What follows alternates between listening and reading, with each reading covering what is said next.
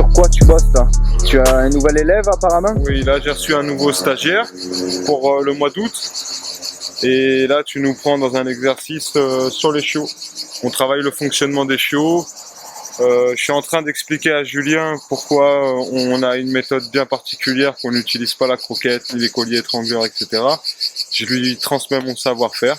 Et avant de pouvoir pratiquer des chiens agressifs ou des chiens adultes, il faut déjà savoir comment ça fonctionne un chien, et ça commence par les chiots, tout simplement. Si on sait déjà comment fonctionne un chiot, on sait ce qu'il va devenir, on sait comment le programmer, et on sait comment par la suite reprendre un chien qui n'aurait pas eu les acquis qu'on aurait donné chiot. Alors ta vidéo de 90 minutes, est-ce que tu peux nous en dire plus? Où c'en est? De quoi tu vas parler dans cette vidéo? Qu'est-ce que tu vas élaborer? Dans cette vidéo, je vais expliquer un peu plus en détail la méthode que j'utilise, le savoir-faire que j'exploite. Tout le monde fait des séminaires, des conférences à tire-larigot, et donc je me devais de faire une vidéo. Qu'est-ce que ça dit là actuellement? Ça dit que c'est prêt, ça dit que moi je suis prêt. Après, j'attends un peu plus de rassemblement parce que j'y ai mis beaucoup de temps, et j'y ai mis surtout du sens. Et j'ai pas envie de la balancer comme ça, cette vidéo. J'y tiens beaucoup. Après, qu'elle marche pas, peu importe. Mais pour moi, elle est très importante. Donc, je la balancerai quand je sentirai que la vague est assez costaud pour que je puisse l'encaisser. Voilà, puisse l'envoyer, et que les gens puissent, donner intérêt à ce projet pour qu'il soit vu, pas pour la notoriété, etc., pour le message que j'y passe, tout simplement. Il y a beaucoup de vétos qui me conseillent à des gens, à leurs propres clients, etc. Je suis quelqu'un d'assez mystérieux parce que je viens de de la pratique pure, pas de la pratique scientifique. Alors tu sais, c'est compliqué. Donc j'explique aussi tout ça. J'explique notamment que les élèves que je forme, malgré leur jeune âge, etc., ils ont un savoir-faire, et que parce qu'ils sont jeunes, ça serait dommage qu'on leur laisse pas la place. Moi, on m'a beaucoup reproché d'être jeune, mais le jour où je serai vieux, on me reprochera d'être vieux. Et je crois que l'expérience, elle se fait par nos actes et pas par le temps qu'on y passe. On peut y passer 20 ans et ne pas avoir fait les bonnes choses. Et on peut y passer quelques années, mais par contre, on est allé chercher là où... Ouais, taper dans le dur. Tout à fait. Pendant 90 minutes, j'explique tout ça, et puis je laisse aller mon côté artistique. J'ai fait un petit court-métrage. C'est un délire, mais avec une bonne information. C'est un message. C'est 90 minutes de message, en espérant que les gens vont réussir à comprendre ce que j'essaye de faire comprendre. Mmh. Voilà. Et en quoi ta vidéo va se démarquer par rapport aux formes de pédagogie classique proposées par les autres éducateurs? La passion et les explications. Les explications, elles ne sont pas que vocales, elles vont être visuelles. Tout ce que je vais expliquer dans la vidéo va être montré. Ce qui fait que après, il y a que la mauvaise foi qui pourra parler. La théorie plus la pratique. L'un ne va pas sans l'autre. Ouais, mais bon, voilà, l'un va pas sans l'autre. Ouais. Voilà. Mais l'autre peut se passer de l'autre. Oui, on le voit chez certains comportementalistes, notamment des vétos. Et la pratique sera toujours plus efficace que la théorie. Voilà, c'est exactement ça. On a beaucoup de conseils de comportementalistes qui, en théorie, de manière scientifique, connaissent bien les animaux, mais dans la pratique, il n'y a pas grand chose, quoi. Il n'y a pas grand chose au final. C'est linéaire, c'est plat, il n'y a pas trop de résultats. Voilà, on peut critiquer les résultats de ceux qui le font, mais comment tu veux critiquer les résultats d'un travail qui n'existe pas, en fait? Donc j'explique aussi dans cette vidéo de 90 minutes la prise de risque, parce que c'est une prise de risque. c'est des choses que personne n'a jamais pratiquées. Et j'ai face à moi aussi des grands spécialistes, mais c'est juste des spécialistes par leurs études. En pratique, mais je suis dispo du lundi au samedi, quoi, sans problème. C'est pas être vantard, ça n'a rien à voir. C'est juste qu'à un moment, eux valorisent leur diplôme et leur lecture et leur littérature, etc.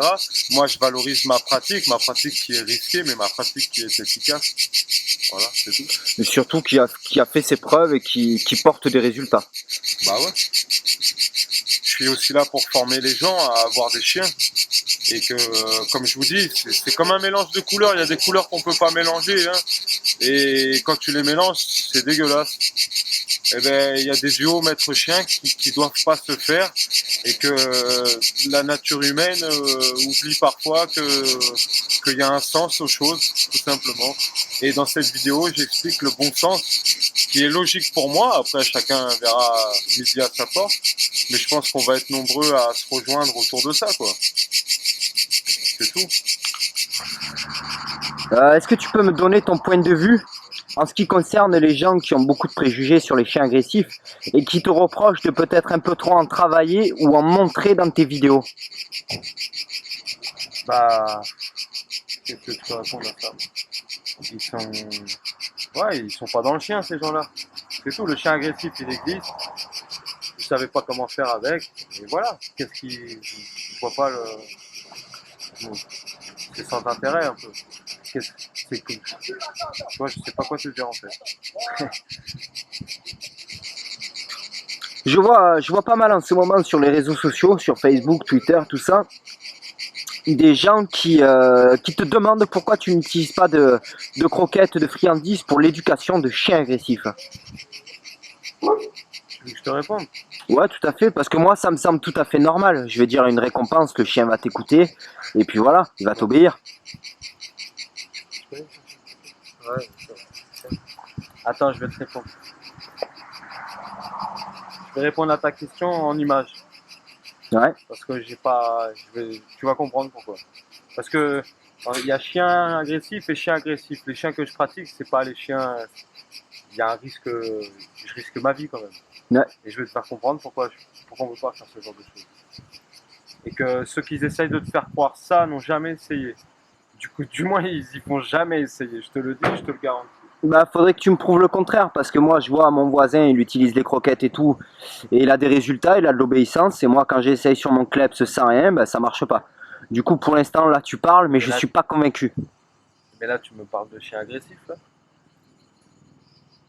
Pas vraiment. Voilà. Et là, c'est vrai que tu me pièges un petit peu. Pas vraiment. Parce que j'ai pas de chien agressif. Celui de mon voisin, je pense qu'il n'est pas agressif. Et ton chien qui est pas agressif, tu peux le dresser toi-même. Pourquoi tu utilises une croquette? T'as pas assez de personnalité. Parce qu'il écoute. Et sans, il écoute pas. Mais toi, t'as pas assez de personnalité pour le faire écouter, ça veut dire. Bah. Donc tes techniques qui n'utilisent aucune récompense, aucune friandise, pour ma part, je suis un peu sceptique. J'aimerais bien voir si ça marche. Ça te fait rire, hein? Montre-moi maintenant.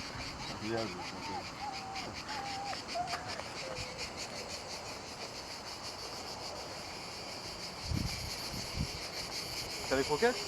C'est bon. Regarde, on va aller sur un chien. Bon, les gens ils te parlent de chien agressif, mais quand ils te parlent de chien agressif, voilà, là je vais te montrer un chien agressif. Il n'est pas en train de garder son territoire. Si tu veux, il s'auto-protège. Il a un peu peur des humains, alors il préfère envoyer la gouache. Comme ça, on lui casse pas les bonbons. Et je vais vous montrer qu'avec des croquettes, tu peux pas l'amadouer comme ça, le chien. Ça n'existe pas, ça. Ça, c'est d'ailleurs, tu l'as jamais vu. Et bientôt, là, je sors un petit projet où vous allez voir comment approcher ce type de chien. Quel sentiment il faut et comment ça se fait. Comment c'est possible. On y va. Je suis tout oui. C'est pas de la défense de territoire parce qu'après je vais la sortir. Donc là il va y aller, il va essayer de s'approcher. Moi je reste là tranquille, il va essayer de s'approcher et de lui donner des croquettes et on va voir. Vas-y, suis-le toi avec ta caméra.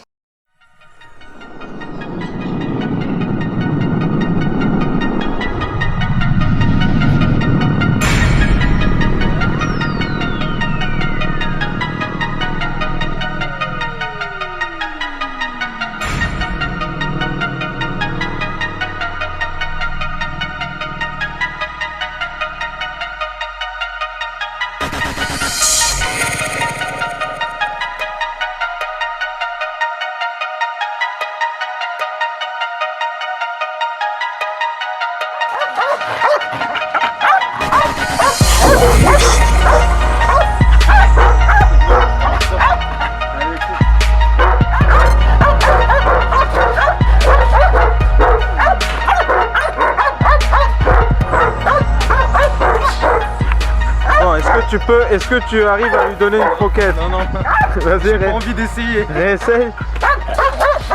Bon. Tiens. Quand je l'ai eu, ce chien, c'était exactement la même situation que lui, il va être. Il va essayer de l'approcher. Et ben voilà, regarde. Donc regarde, il va essayer de l'amadouer un peu avec la croquette.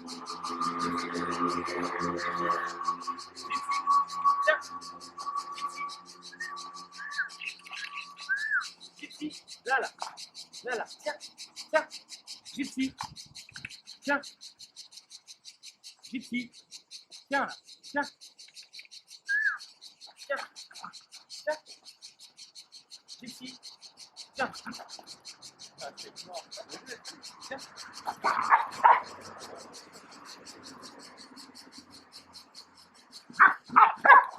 Vrai chien agressif, et moi je travaille des vrais chiens agressifs, ça se travaille pas à la croquette, ça c'est le business américain qui veut ça, mais c'est pas ça la vérité. La vérité elle est là et je vous le remontre encore une fois, les gars.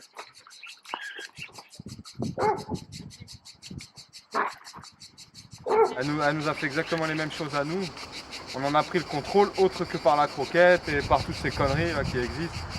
C'est... Voilà, donc je t'ai répondu en image. Et que ça, vous pouvez pas l'avoir avec de la croquette, c'est pas possible. C'est pas possible. Parce qu'à un moment, le caractère est tellement puissant que ça suffit pas. Ça suffit pas. Quel serait le risque de quand même... De croire que vous allez approcher votre visage et le chien va vous attaquer. C'est déjà arrivé. Hein. Ouais. C'est de croire que. Moi, je suis sûr de. C'est pas pareil.